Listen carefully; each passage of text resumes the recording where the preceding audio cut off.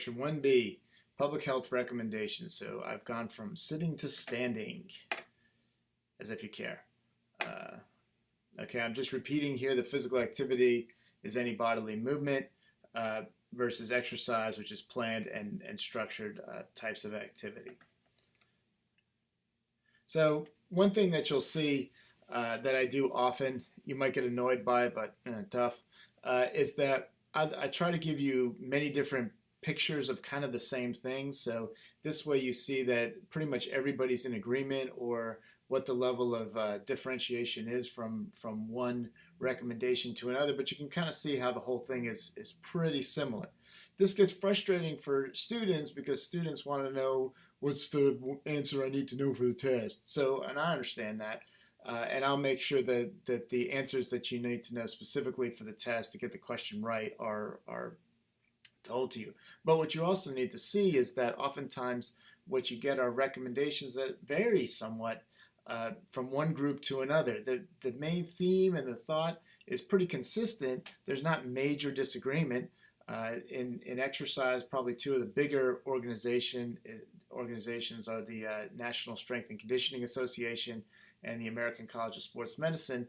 Generally, those two organizations, what we say, what one organization says or the other, there's pretty much agreement most of the time. A lot of times, if there's disagreement, it's not really a disagreement as much as a nuanced. They're talking about a different population, an athletic population versus a general population. So kind of keep that in mind. I mentioned that as kind of a theme. The first thing is the physical activity recommendations for children. One of the upcoming slides will also have the activity pyramid, and you should see that most of the information is pretty consistent. So for aerobic exercise, we want children to get at least 60 minutes a day of moderate to vigorous intensity activity. Recess is good for that, but the problem with recess is if you have a young child, they're probably moving around. But if you have a tweener, somebody between 10 and 13, especially if it's a girl, they might not be active during that time. They may be sitting around and not particularly moving. So it depends on the child and the activity. If you are active in things like recess and playing and active play, all that is great, and that's what we want to encourage. 3 days a week or 3 days a week of vigorous intensity activity, that's good too. Muscular strength exercises. One of the upcoming slides will show this a little bit better, what the activities are that are associated with that. And mainly, we want children to do body weight based activities. Part of that will depend on where they are from a neuromotor perspective. Are they more advanced? Are they able to move properly? And when you work with children, and I have 2 children, you kind of see where some of their movement strengths are and where some of the movement weaknesses are as well. And one thing I've noticed, my son is 11, and I helped coach his 5th grade soccer team last year, and the year before that as well. You notice with the children, their lateral movement, their movement side to side is quite poor. And the one kid that can move side to side is like the star because he can move around, or she around the other children and score on a pretty regular basis. But that's a big problem or a big deficit of them not being able to move laterally from side to side. So as these children develop, you will see them making adjustments and improving. But you don't necessarily want them to do strength training with weights. If they do, that's fine, but the main key component is that they learn proper form more than anything else. So the weight is kind of secondary as opposed to learning how to lift the weight properly. So the exercise intensity, METs, I spoke about this last time as well, metabolic equivalent. 1 MET is the energy cost at rest, 3.5 mLs per kg per minute. Exercise intensities, light is less than 3 METs, and it's hard to do that light activity. It's usually just kind of meandering around, moving slowly, standing around, standing in line, those types of things. Me standing and giving this lecture would be considered light activity. Moderate activity is 3 to 6 METs. Generally, most of your walking would be considered moderate activity. Vigorous activity is greater than 6 METs.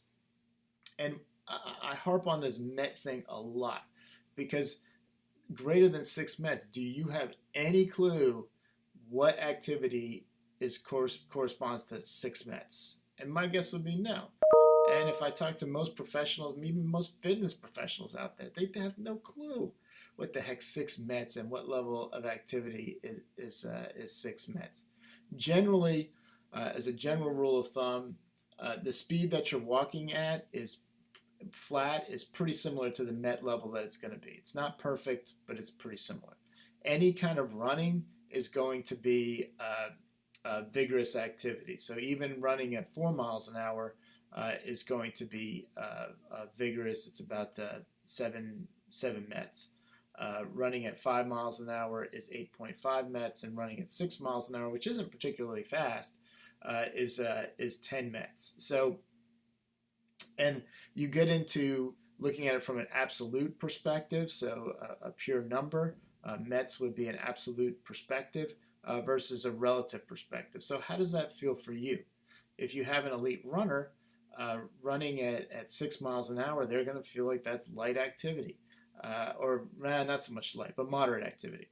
Something easy to maintain. When you look at the general population, probably many of you, probably maybe most of you, running at 6 miles an hour, you would look at that activity as vigorous.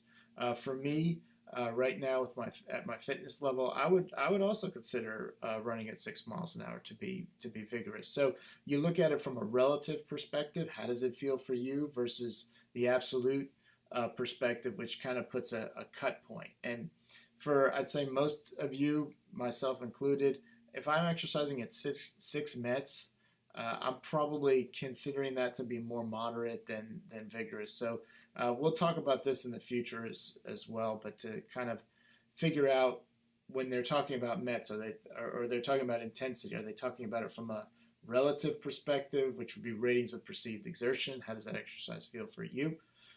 Versus are they talking about it from an absolute perspective, which would be is it above or below a certain MET threshold? So some examples of moderate activity: brisk walking, 3 miles an hour, 4 miles an hour, roughly 3 or 4 METs. They list water aerobics, slow bicycling. Slow bicycling, this is the stuff that drives me nuts, because slow bicycling, what, up a big hill? Then that's probably more so vigorous. Slow bicycling on the Riverwalk, then that's definitely moderate. So you have to use some common sense and thought to go with it. Ballroom dancing, again, are you just doing that for fun and learning, or are you some elite level ballroom dancer? I mean, you see things like Dancing with the Stars and things like that. I mean, they're definitely doing vigorous types of activities. So you can't just pigeonhole a certain activity into a certain intensity range. It kind of depends on who's doing it, and what's their skill level, and things like that. So kind of keep that in mind as well. Same thing with gardening. I'll go outside and I'll garden. What am I doing? Well, I'll be pulling up brush. I'll be chopping wood. I'll be sawing up wood with a chainsaw. Those types of gardening are going to be more on the vigorous end of things. If I'm pulling weeds, though it's tedious, it's going to be more on the moderate end of things. So you got to kind of, again, use a little bit of thought process to kind of put these activities into the proper perspective. Examples of vigorous activity: jogging or running, swimming, bicycling. Again, use some discretion with that. Aerobic dancing, so your step aerobics class. They're less popular than they used to be. Great YouTube videos of old school 80s aerobic dancing, or aerobics classes. So those are generally going to be vigorous.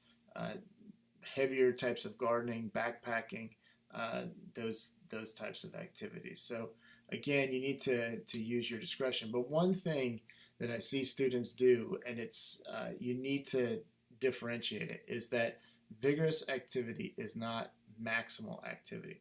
Oftentimes, students think of vigorous activity as sprints, uh, things that just exhaust the heck out of you. That is not vigorous. That's maximal. So interval work may be a mix of maximal activity with a compensatory rest period. So vigorous activity, you should be able to maintain the intensity with vigorous. It may be difficult. You'll definitely feel like you're breathing heavy, your heart's beating heavy. There's the talk test. Generally, if it's difficult to talk, then it's vigorous. If you can talk while you're doing the activity, then it's more of the on the moderate range. And if you're exercising hard, if somebody starts talking to you, it's annoying. If somebody starts asking you questions while you're on the treadmill running, it's kind of annoying. So to kind of differentiate the vigorous intensity versus the moderate. So this is another chart. Again, you had the previous chart from more so from the, oh, come on, go back. From the Hayward text, see the blue headings. You have this chart from the ACSM, oh, come on, from the ACSM book. Most of the things are going to be pretty similar. So they're, you kind of keep that in mind.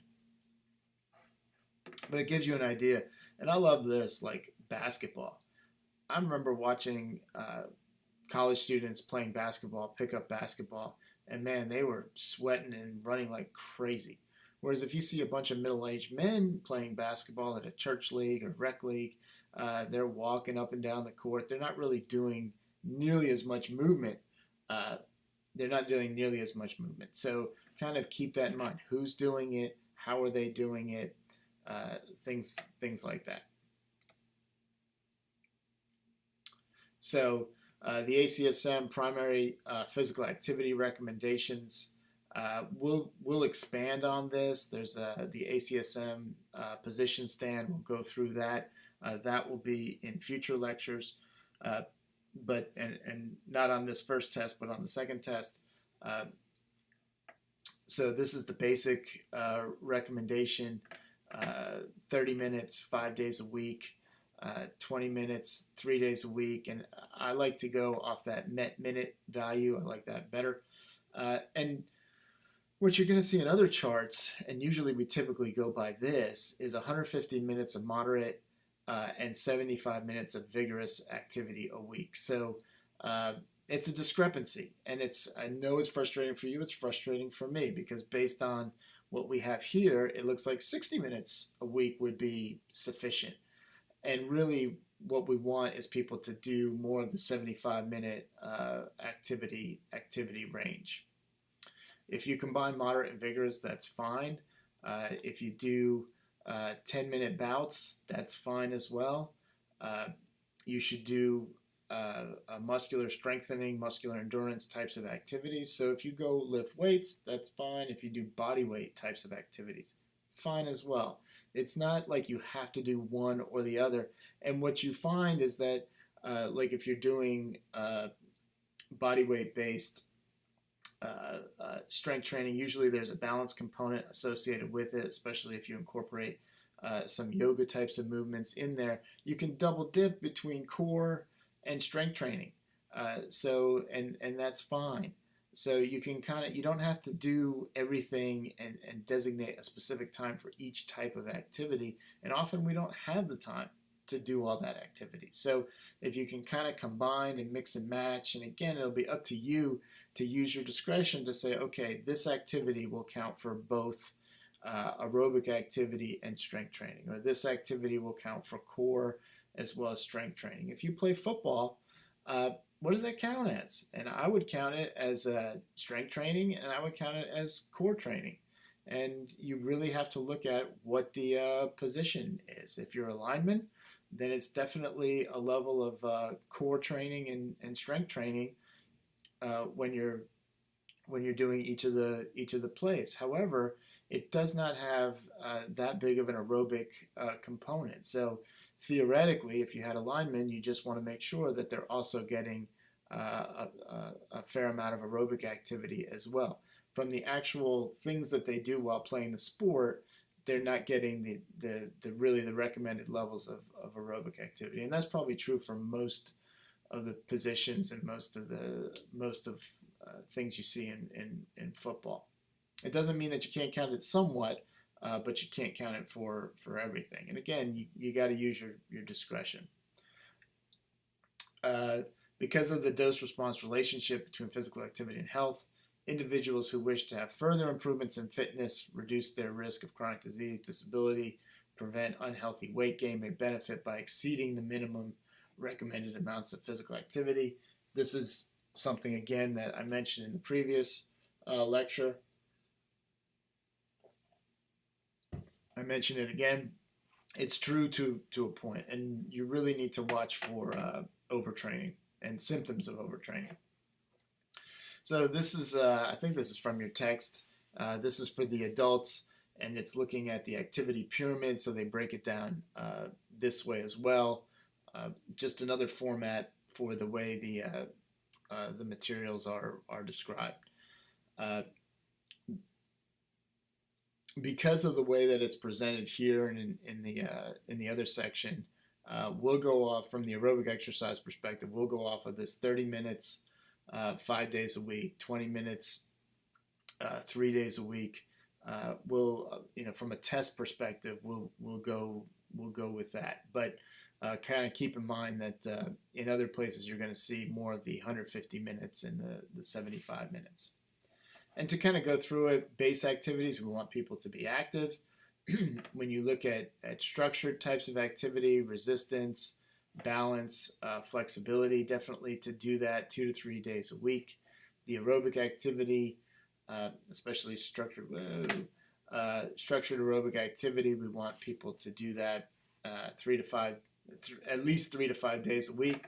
And then if they're playing sports, they can also do that 2 to 3 days a week. We don't necessarily want people playing sports 5 days a week. We don't necessarily want people to be doing resistance exercise, 5 days a week. Generally, again, I'm going to go by this. This is the recommendations for the general population. So you might do more, and that's fine.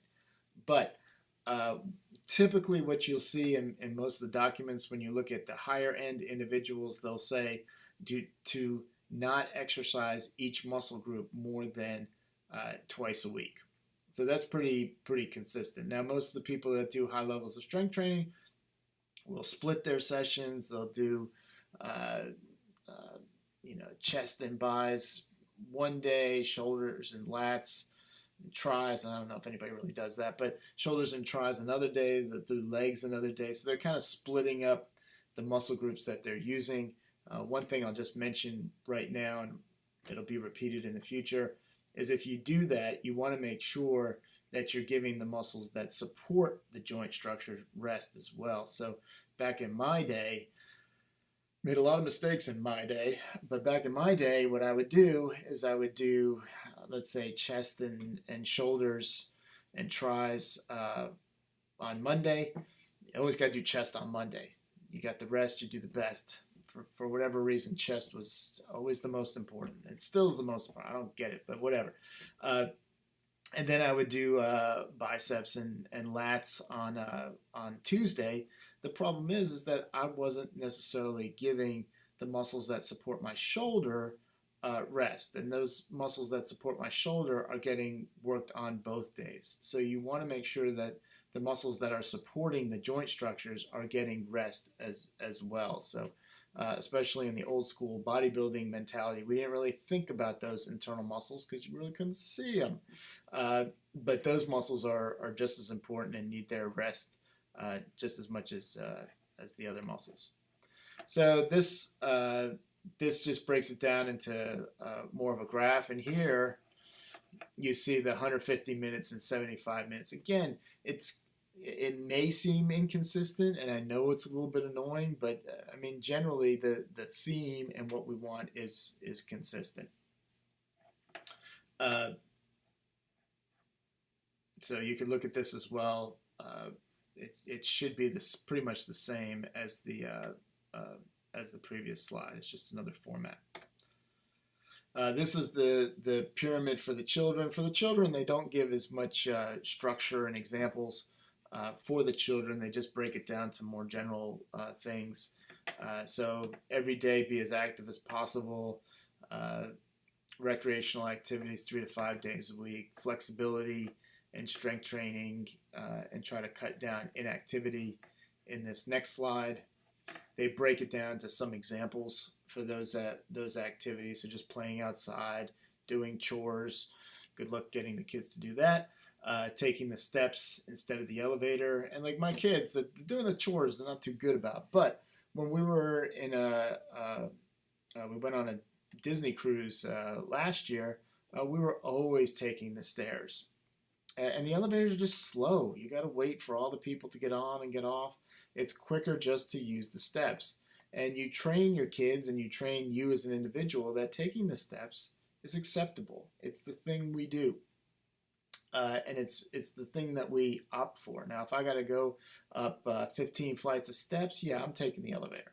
But if I'm going up 2 or 3 flights of steps, I'm definitely using the steps, and I won't use the elevator. And you guys, do not use the elevator in Metro. You should only use the elevator in Metro is if you have to carry something heavy up to the 3rd floor, or if you're injured and you have difficulty getting up and down the steps. If that's the case, fine, great. That's what the elevator is there for. But if you are an able-bodied individual, do not use the elevator. It's really, I'll just leave it at that. Don't use the elevator. Use the steps. Aerobic activity, it gives examples of that. It's your standard types of play, types of activity. Flexibility and strength, rope climbing, stretching, yoga, push-ups, pull-ups, your basic body weight types of movements, and gymnastics. And I would encourage children in general, and if you work with children, just to have a little bit of movement exploration. My kids are like, they'll ask me, is this exercise? Is that exercise? And really, whatever the heck they're doing some sort of, whatever type of movement on the ground. They'll exercise on an exercise ball. My daughter will do gymnastics types of stuff. Anything they do is considered to be exercise, and anything they do should really be encouraged. You could use your discretion if it's dangerous, but generally, whatever they're doing is fine and should be encouraged. And for them to kind of explore with movement is really what we should push. And personally, if you're jumping on the couch, hey, that's fine. My kids love to do that. They love to jump onto the couch, things like that. All that, it's improving their fitness. So in activity, this is what the kids, and my kids as well, they like to do. My kids like to watch YouTube. I never knew that YouTube was something you could watch for hours and hours, but apparently it is. I grew up watching television, and watching things like Netflix, things that are in demand is more what us old timers do. But the children are especially I guess probably you guys too. They're doing different types of TV watching. Playing on the computer, sitting for too long, playing video games, all of that is fine, but you just don't want to do it for an excessive amount of time. And that's it.